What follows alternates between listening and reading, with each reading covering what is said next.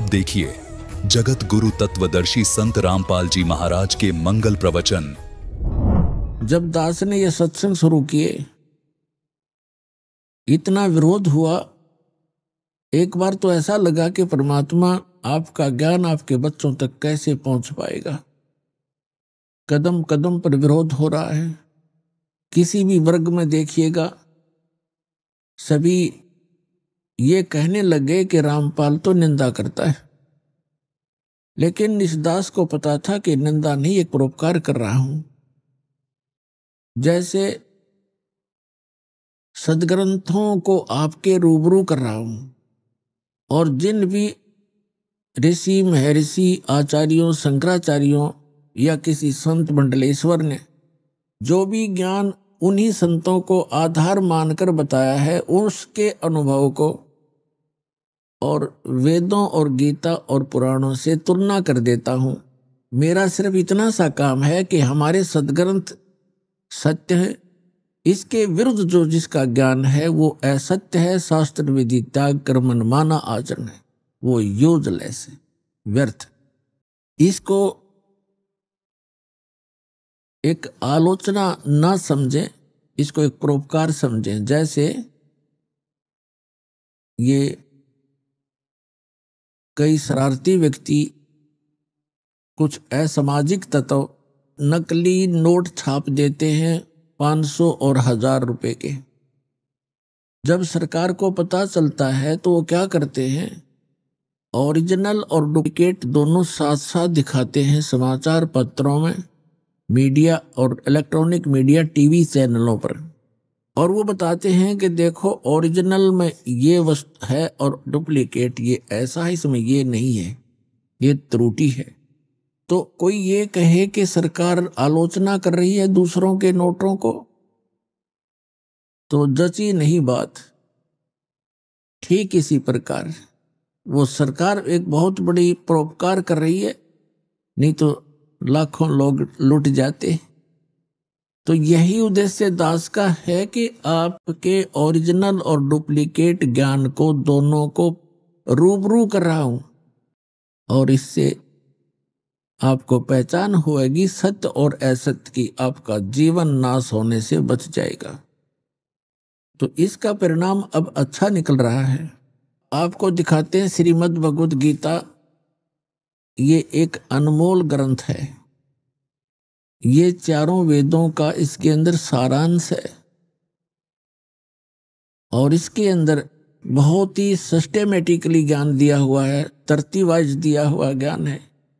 लेकिन हमारे धर्मगुरु हमारे अध्यात्म मार्ग के इन ग्रंथों को, आध्यात्मिक ग्रंथों को, सदग्रंथों को समझ नहीं सके, जिस कारण से ये हमें लोक वेद सुनाते रहे। लोक वेद का अर्थ होता है दंत कथा, अक्षेत्रीय ज्ञान।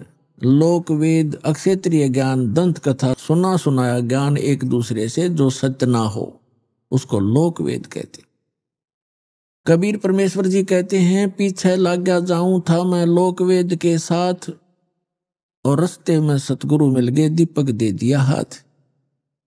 जैसे परमात्मा हमारे को समझाने के लिए अपने ऊपर ही वो सब उदाहरण कोड करते हैं, एग्जाम्पल कोड करते हैं, उदाहरण लगाते हैं। क्या बताना चाहते हैं परमात्मा के पहले में लोक वेद यानी सुने सुनाए अपने धर्म मजहब अक्षेत्र में जो भी साधनाएं पूजाएं चल रही थी, उस लोक वेद के आधार से भक्ति कर रहा था। फिर सतगुरु मिल गए जिसने तत्व ज्ञान रूपी टॉर्च दीपक हमें दे दिया। अब उस तत्व ज्ञान रूपी टॉर्च यानी दीपक की रोशनी में अब हम भटक नहीं सकते, हम सीधे रास्ते चलेंगे जो मालिक ने बताया है। तो जैसे ये दास पहले श्री कृष्ण, श्री विष्णु, श्री रामचंद्र जी और शंकर भगवान का पुजारी था, हनुमान जी का पुजारी था, यानी सभी साजली पूजा हम करते ही थे। सभी हिंदू जो भी देव किसी ने बता दिया इससे बहुत लाभ होता है, उसी की उपासना प्रारंभ कर दिया करते थे। तो ये था लोकवेद। और फिर परम संत आदरणीय स्वामी राम देवानंद जी मिले मुझदास को। उन्होंने जो रास्ता दिखाया, तत्व ज्ञान रूपी टॉर्च दे दी, तो उस टॉर्च की रोशनी में दास फिर उस लोक वेद को त्याग कर और यथार्थ मार्ग ग्रहण कर लिया। अब जैसे आज प्रसंग जो चला है कि जो साधनाएं हम किया करते थे और उन्हीं साधनाओं को हमारे दूसरे कुल के लोग भी करते थे, उनसे अच्छा हमारी व्यवस्था रही। जैसे ये दास श्री राम, श्री कृष्ण और विष्णु जी और भी अन्य साथ साथ जितने भी देवता, शंकर भगवान, हनुमान जी, गणेश जी, सबकी पूजाएं करता था। और घर में जो भी सुख होता था, जैसे बच्चे पहले पढ़ते हैं तो सफलता मिलना भी हम भगवान को क्रेडिट दिया करते थे। फिर बच्चे संतान हुई, लड़के लड़की हुई, तो भी हम भगवान को इस क्रेडिट देते थे कि जो साधना हम कर रहे हैं, शायद हम सोच रहे थे इन्हीं से हमें सब कुछ प्राप्त हो रहा है। फिर सर्विस लगी तो भी यही सोचा कि हनुमान जी ने दया कर दी, भगवान विष्णु ने दया कर दी, बाबा श्याम जी जो हमारा घरेलू देवता था, कभी उसको याद करते थे, उन्होंने कृपा बख्श दी। और कभी विष्णु जी को, कभी शंकर जी को, इन सभी को क्रेडिट दिया करते थे कि इन्होंने बड़ी रजा बख्श दी। अब पता चला कि वो जो कुछ भी हमें मिल रहा था वो हमारे प्रारब्ध में लिखा हुआ था। पूर्व जन्म के संस्कार ही प्रफुल्लित हो रहे थे। उन्हीं पूजाओं को करते हुए हमारे दूसरे परिवार के व्यक्तियों को वो लाभ नहीं हुआ, बहुत सी हानियां भी हुई। तो अब पता चला कि जो साधना हम कर रहे थे जिन देवताओं की, वो हमें ना हानि कर सकते हैं ना कोई लाभ पहुंचा सकते। वो केवल हमें वर्क डन ही दे सकते हैं, जैसा कर्म करेंगे वैसा ही देंगे। पूर्व जन्म का किया हुआ जो संचित कर्म होते हैं उनमें से एवरेज में निकाले जाते हैं पुण्य और पाप, उससे एक जीवन बना दिया जाता है जिसको प्रारब्ध कहते हैं, किस्मत कहते हैं। तो जब तक हम पूर्ण परमात्मा की साधना, सत साधना नहीं करते, तब तक हम केवल अपना प्रारब्ध ही भोग रहे होते हैं, अपनी किस्मत को से ही प्राप्त कर रहे होते हैं। और जब हम परमात्मा, पूर्ण परमात्मा की शरण में आते हैं, पूर्ण संत मिल जाते हैं, सत साधना मिल जाती है, तो फिर हम उससे हटकर लाभ लेते हैं। जैसे पहले वाली साधनाएं इन अन्य देव भगवानों की पूजाओं से, जैसे ब्रह्मा विष्णु महेश जी और ब्रह्म तथा परब्रह्म सरपुरुष जिसे कहा है अक्षर पुरुष, इनकी भक्ति करने वालों को केवल किया हुआ कर्म ही मिलेगा। उनके प्रारब्ध में यदि दुख है तो वो दुख होगा ही होगा। किसी का पुत्र मरना है तो मरेगा ही मरेगा, किसी की टांग कटनी है तो कटेगा ही कटेगी। उसे आपके प्रारब्ध में परिवर्तन नहीं हो सकता। हाँ, अशुभ और अशुभ दोनों डिपॉजिट होते चले जाएंगे, वो आपके संचित कर्मों में जुड़ जाएंगे। और जब हम पूर्ण परमात्मा सत्य पुरुष कबीर भगवान की भक्ति करेंगे, पूर्ण संत से लेकर, इन नकलियों से नहीं, उससे कोई लाभ नहीं होना। सत साधना, सत मंत्र और पूर्ण सतगुरु और सच्ची लगन से मर्यादा में रहते हुए जो भक्ति करेंगे, फिर उनकी प्रारब्ध में यदि कोई हानि होनी है वो नहीं होगी। वो परमात्मा का विधान है, वो समर्थ परमात्मा है, वो हानि को टाल देता है, पुण्य आपके प्रफुल्लित होंगे। उदाहरण के लिए जैसे किसान खेती बीजता है, गेहूं बोता है, उसके अंदर खरपतवार भी साथ उग जाता है और गेहूं से भी अधिक उग जाता है। तो पहले इसका कोई समाधान नहीं था, पहले ऐसी कोई मेडिसिन डिस्कवरी नहीं हुई थी, अनुसंधान नहीं हो पाया था। और अब एक ऐसी मेडिसिन बना दी है वैज्ञानिकों ने कि उस मेडिसिन को, उस दवाई को पानी में डाल दिया जाता है, खेती के अंदर पानी में डालकर छिड़क दिया जाता है, तो वो घास को, खरपतवार को नष्ट कर देती है, फसल ज्यों की तो खड़ी रहती है, उसको हानि नहीं करती। तो वो फसल दुगनी होती है। इसी प्रकार अब परमात्मा ने यह दया बख्शी है अपने, वो जैसा नियम है उसका, वो रहस्य गूढ़ मंत्र, वो गुप्त मंत्र परमात्मा यहाँ सार्वजनिक करता है, जिसके जाप करने से हमारा वो खरपतवार रूपी पाप नष्ट हो जाते हैं, हमारे पुण्य शेष रह जाते हैं। तो वो मेडिसिन इस दास के पास है, इस विश्व में किसी के पास नहीं है।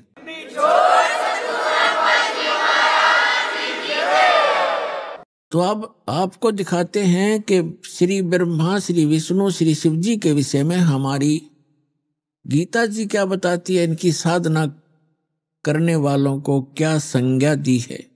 अब आपको दिखाते हैं श्रीमद् भगवत गीता अध्याय नंबर 7 का कुछ अंश दिखाते हैं। देखिएगा, श्रीमद् भगवत गीता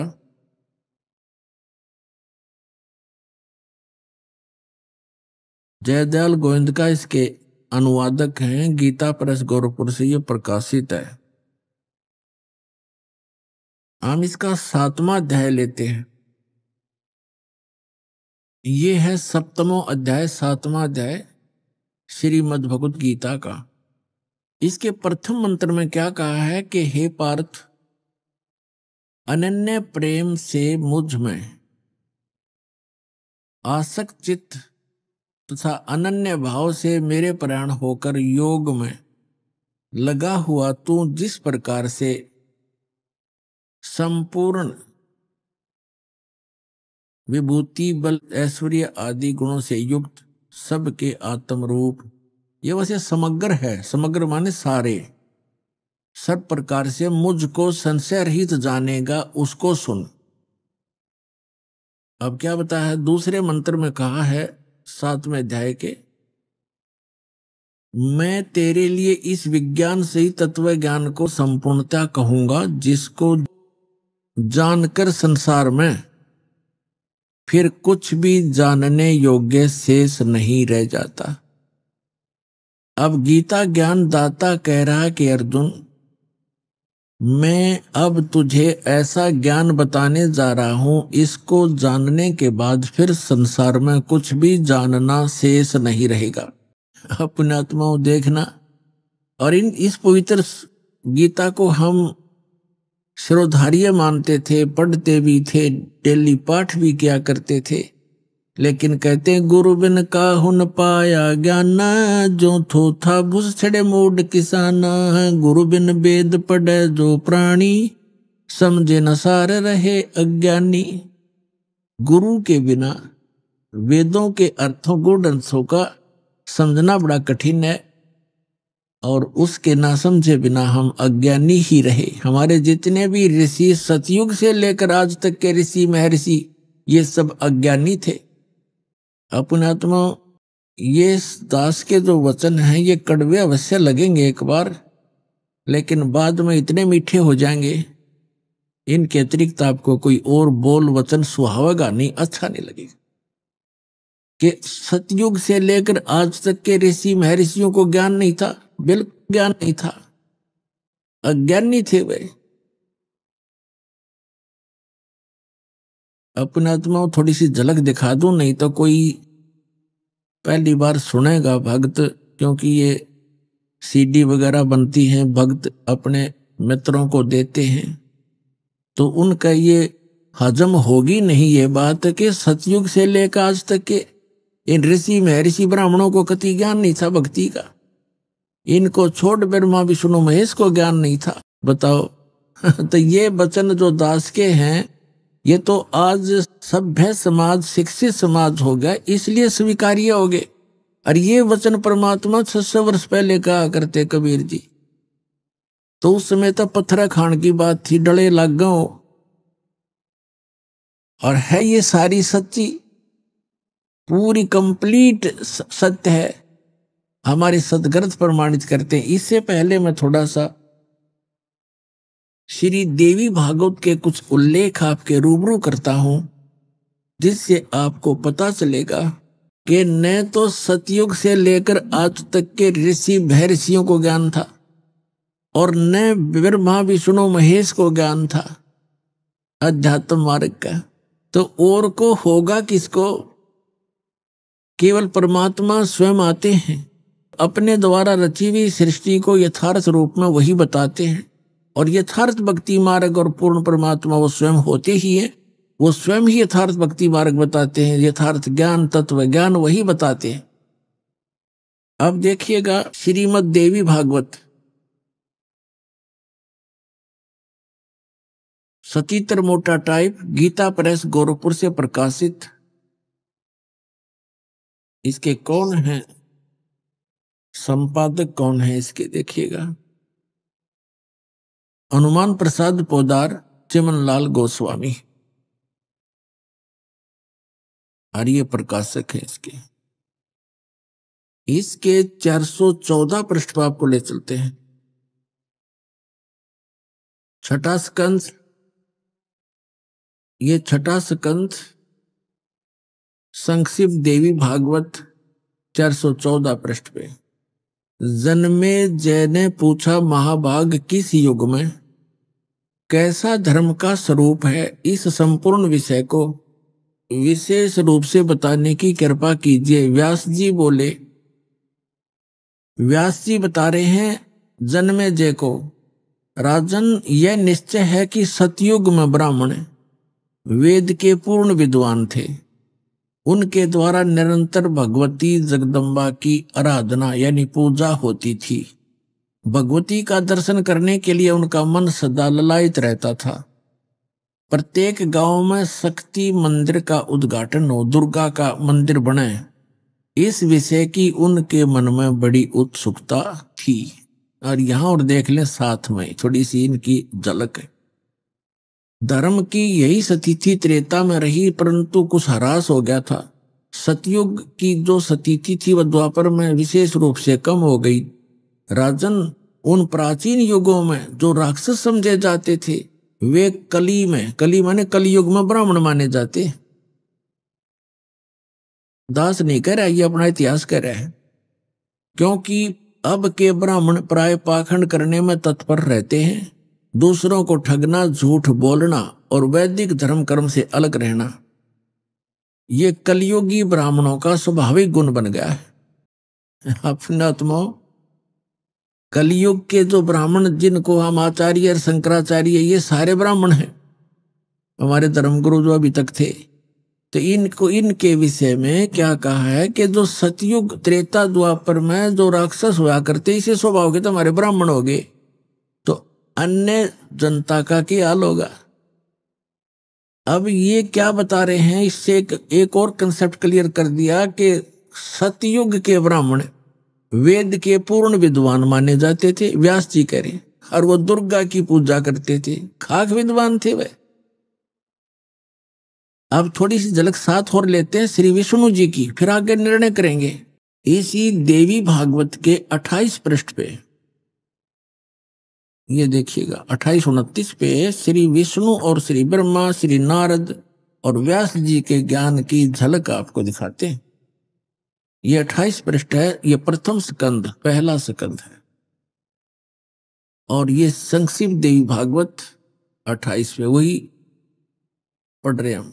नारद और व्यास जी की गोष्ठी हो रही है। व्यास जी नारद जी से पूछा है प्रश्न व्यास जी ने, और नारद जी बता रहे हैं। नारद जी ने कहा, महाभाग व्यास जी, तुम इस विषय में जो पूछ रहे हो ठीक यही प्रश्न मेरे पिताजी ने भगवान श्री हरि से किया था। देवा अधिदेव भगवान जगत के स्वामी हैं, लक्ष्मी जी उनकी सेवा में उपस्थित रहती हैं, यानी विष्णु जी के विषय में बता रहे हैं। दिव्य कोष्ठमणि उनकी शोभा बढ़ाती है, वे शंख चक्र गदा लिए रहते हैं, पीतांबर धारण करते हैं, 4 भुजाएं,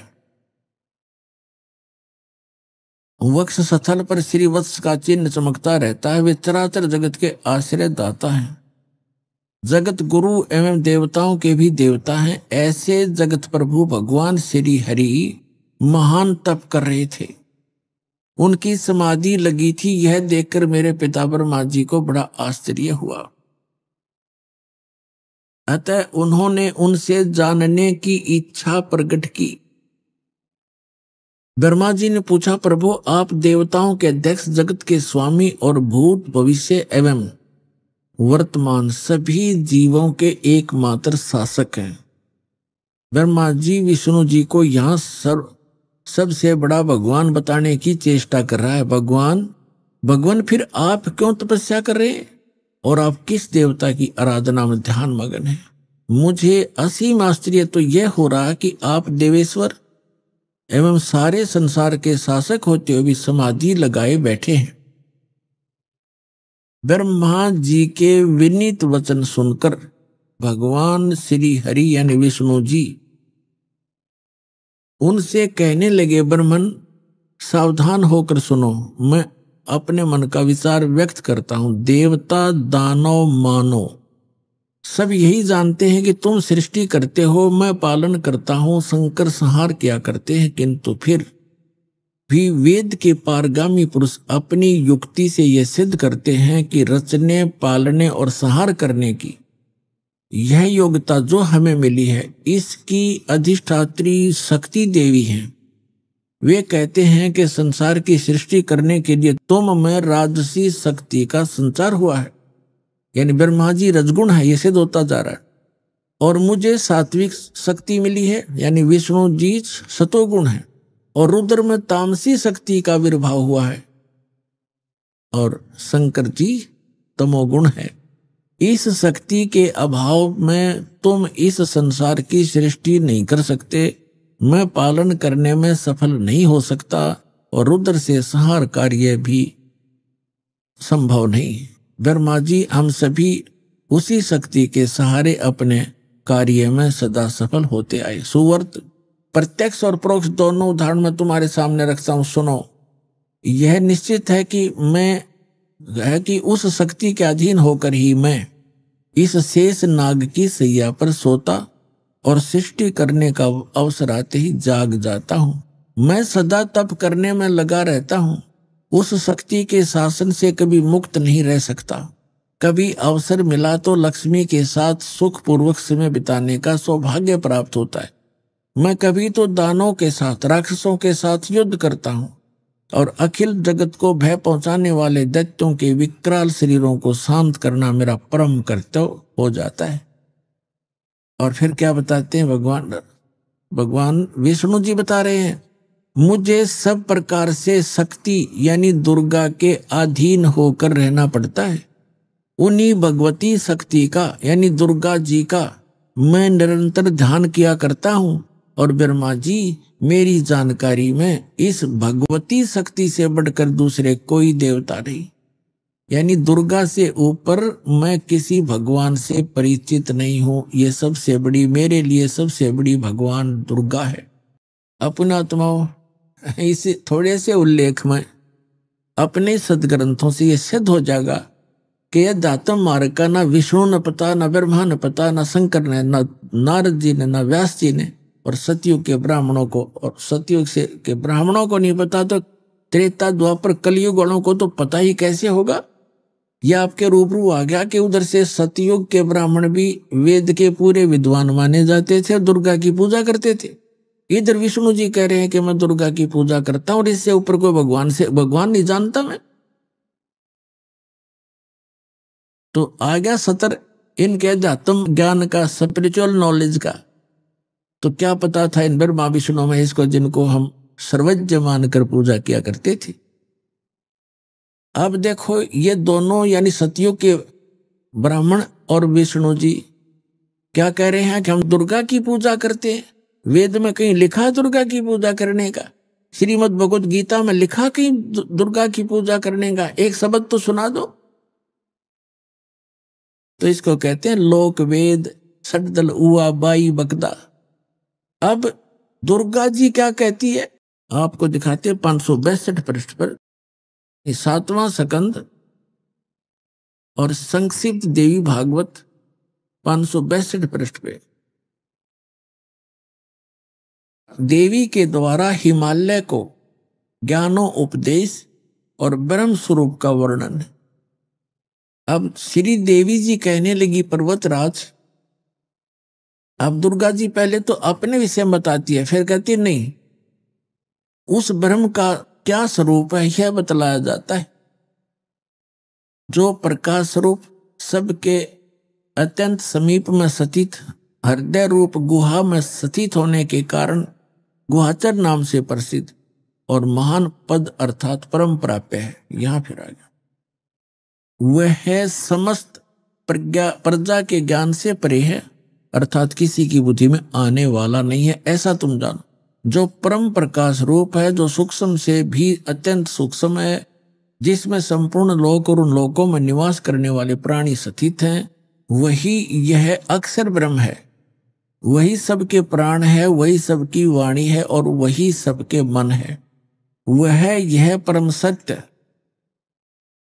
अमृत अविनाशी तत्व है। सौम्य, उस वेदने योग्य लक्ष्य का तुम वेदन करो, मन लगाकर उसमें तन्मय हो जाओ। सौम्य, उपनिषद में कथित महान अस्त्र रूप धनुष लेकर उस पर उपासना द्वारा तीक्ष्ण किया हुआ बाण संधान करो और फिर भावानुगत चित्त के द्वारा उस बाण को खींचकर उस अक्षर रूप पर हम कोई लक्ष्य बनाकर वेदन करो। प्रणव माने ओम, धनुष है, जीवात्मा बाण है और ब्रह्म को उसका लक्ष्य कहा जाता है। अभी आपने सुने संत रामपाल जी महाराज के मंगल प्रवचन।